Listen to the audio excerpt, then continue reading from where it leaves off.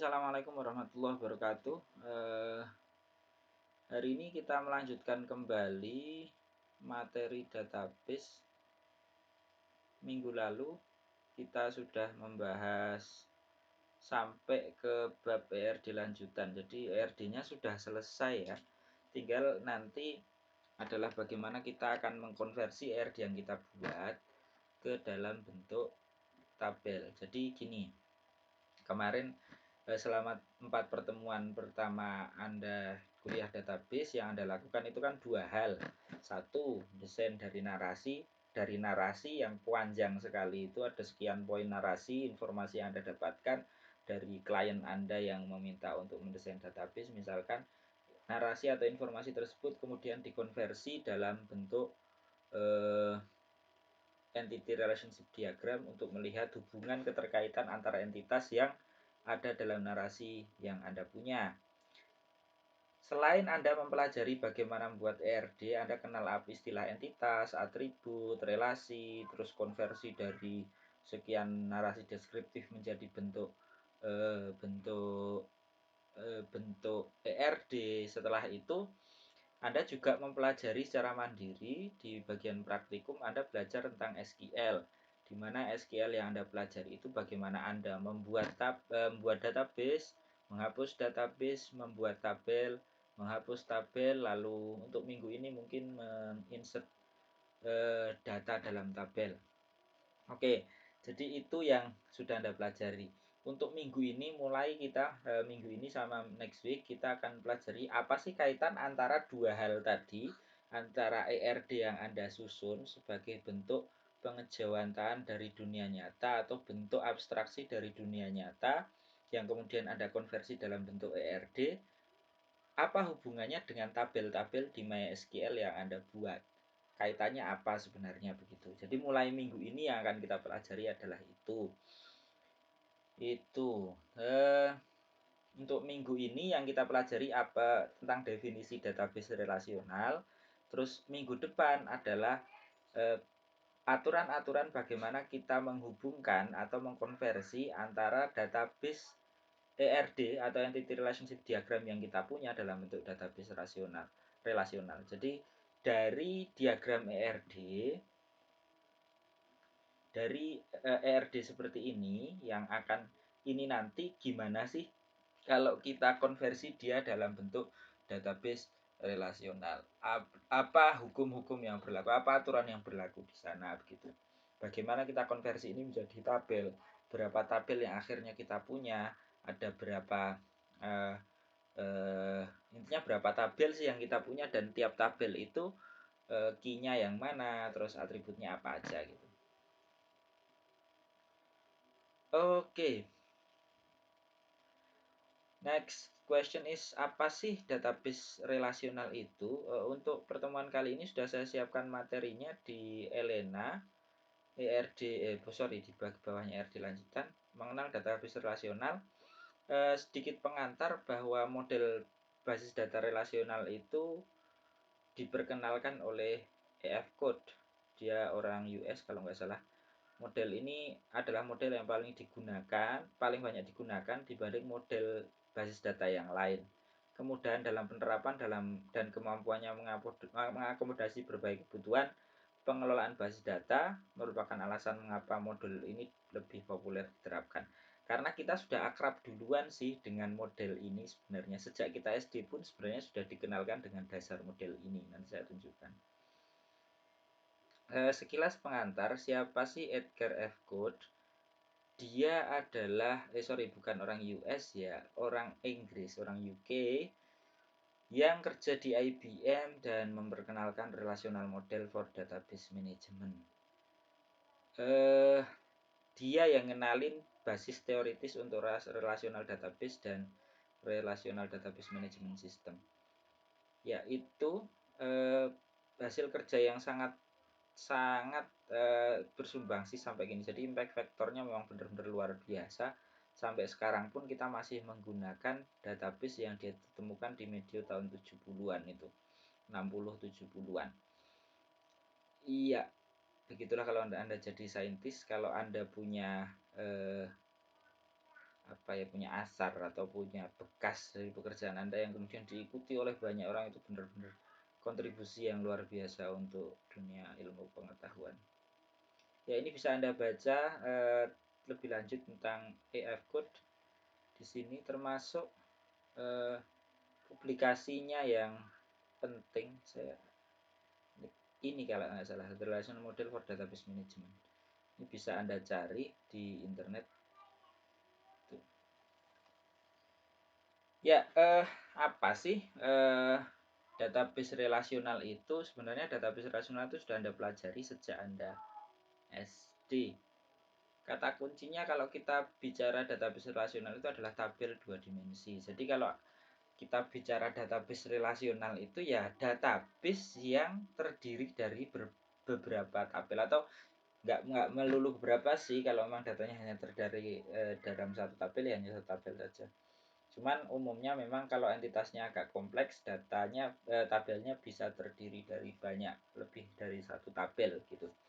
Intinya database yang bentuknya adalah tabel.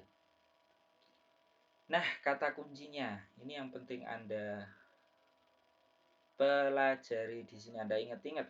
Karena kalau nanti Anda searching di Google term-term ini yang sering dipakai dan nggak melulu sama ya, kayak ada yang pakai kata row, ada yang pakai kata record, ada yang pakai kata tuples, ada yang pakai kolom, ada yang pakai field. Kayak apa sih? Nah, begini kata kuncinya. Kalau kita punya sebuah tabel, sembunyiin lah ini ya muka saya ini. Kalau kita punya sebuah tabel, tentu di dalam tabel 2 dimensi itu kita punya kolom dan baris. Nah, itu yang perlu Anda ketahui.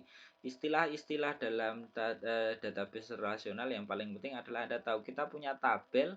Tabel itu terdiri dari kolom dan baris. That's why database relasional itu akrab banget sama kita, karena kita sudah biasa pakai tabel, baik itu di Microsoft Excel, di Microsoft Word kita sering sekali menggunakan tabel. Jadi kita punya barisnya ini ada 4. Lalu kita punya 4 kolom, 1, 2, 3, 4, masing-masing terdiri dari data. Nah, perhatikan bahwa di setiap kolom kita punya judul masing-masing. Nah, ini nanti, ini tabel, kolom itu bisa disebut field, ya. Kolom itu bisa disebut field. Ini field name atau kolom name. Nanti kaitannya adalah dia adalah atribut dari suatu entitas. Atribut name, atribut nama, atribut alamat, dan atribut tanggal lahir. Kolom name, kolom nama, kolom alamat, kolom tanggal lahir. Field name, field nama, field alamat, dan field tanggal lahir, begitu. Next, kita punya baris juga, row, record, atau tuples. Jadi setiap baris ini bisa disebut record, bisa disebut row, bisa disebut tuples. Ya, ini baris-baris terdiri. Jadi tuple 1, tuple 2, tuple 3, tuple 4. Nanti 1, baris 2, baris 3, baris 4, dan seterusnya. Ya, jadi ada beberapa baris di sini, ada beberapa kolom. Nah, setiap pertemuan antara baris dan kolom dia akan diisi dengan data dari entitas yang kita punya. Jadi entitas mahasiswa ini ada atribut NIM, nama, alamat, dan tanggal lahir. Perhatikan bahwa NIM masuk di kolom di sel 11, nama mahasiswa Ali Akbar itu masuk di sel 12, dan seterusnya. Yang Anda seperti kayak di matriks gitu ya. Nah, perhatikan ketika kita bicara database relasional, maka setiap kolom itu setiap kolom itu punya deskripsi masing-masing. Saya beri contoh. NIM ini tipenya adalah karakter, lebarnya 6, keterangan dia nomor induk mahasiswa. Artinya, kalau Anda misalkan ketika kita bicara di SQL kemarin, kalau kita membuat sebuah tabel NIM ini, kalau bentuknya karakter lebarnya 6, kita bisa pakai char dengan lebar 6. Di mana NIM di sini diisi dengan nomor induk mahasiswa. Nama terdiri dari karakter lebar 30, karakter 30, tapi kalau nama disarankan kita pakainya varchar, varchar 30, alamat kita pakai varchar 60, tanggal lahir varchar, tanggal lahir adalah date dengan lebar 8 gitu. Itu Next, tabel selanjutnya kita punya tabel nama dosen, alamat dan alamat tabel dosen. Pertanyaan misalkan ada diberi pertanyaan, field yang ada di dalam tabel tersebut apa aja, ya berarti kita identifikasi kolom yang ada di dalam tabel tersebut adalah nama dosen dan alamat dosen. Tipenya apa? Yang nama dosen tipenya karakter, lebarnya 35 misalkan. Yang alamat dosen tipenya karakter, lebarnya misalkan 60. Lalu nama dosen untuk nama, alamat dosen untuk alamat dosen gitu. Ya, itu adalah deskripsi dari tabel dosen. Kita punya 3 row atau 3 record di sini. Record 1, record 2 dan record 3 gitu. Ya. Lanjut. Misal kita punya sebuah tabel mata kuliah dengan kolom kode, nama, SKS, dan semester. Nah, ini bisa kita identifikasi. Kode itu tipenya karakter, lebarnya 6. Nama tipenya karakter, lebarnya 30. SKS tipenya integer, lebarnya 1. SKS tipenya integer, lebarnya juga 1 gitu. Semester, SKS dan semester gitu. Iya, seperti itu sebenarnya. Intinya database relasional itu ya tabel gitu. Jadi yang Anda buat di SQL itu adalah database relasional. Nanti tinggal bagaimana kita konversi ini. Mana tadi? Konversi ini menjadi bentuk tabel. Kalau ERD-nya kayak gini itu tabelnya kayak apa sih gitu. Jadi intinya dengan ERD yang kita punya seperti ini, apa sih tabel yang kita hasilkan nanti gitu. Ada aturan-aturan yang kita bahas minggu depan.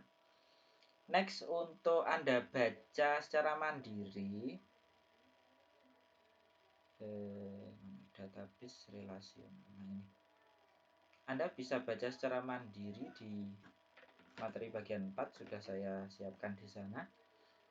Silahkan baca lebih lanjut. Di sana kita bisa membuat relasi antar tabel dalam basis data relasional. Silahkan dibaca sendiri secara intuitif bagaimana kalau kita punya relasi, misal relasinya many to many, apakah kita butuh tabel baru.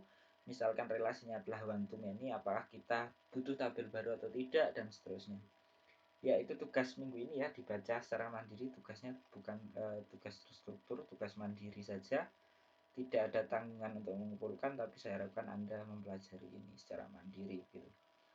Ya, terima kasih itu pengantar untuk database relasional. Inti dari database relasional adalah kita punya database yang isinya adalah tabel-tabel. Dalam sebuah tabel terdiri dari kolom-kolom. Di sebuah tabel dia memuat record atau memuat eh, tuple atau baris-baris yang di dalamnya ada data dari data-data yang kita simpan. Begitu saja untuk pertemuan kali ini, relatif singkat karena memang materi pengenalan database data relasional ini tidak banyak. Terima kasih untuk atensinya. Selamat pagi, selamat belajar daring di rumah, dan semoga COVID-19 segera selesai dan kita bisa ketemu lagi di kesempatan yang lebih baik di kampus. Terima kasih. Assalamualaikum warahmatullahi wabarakatuh. Selamat pagi dan bye.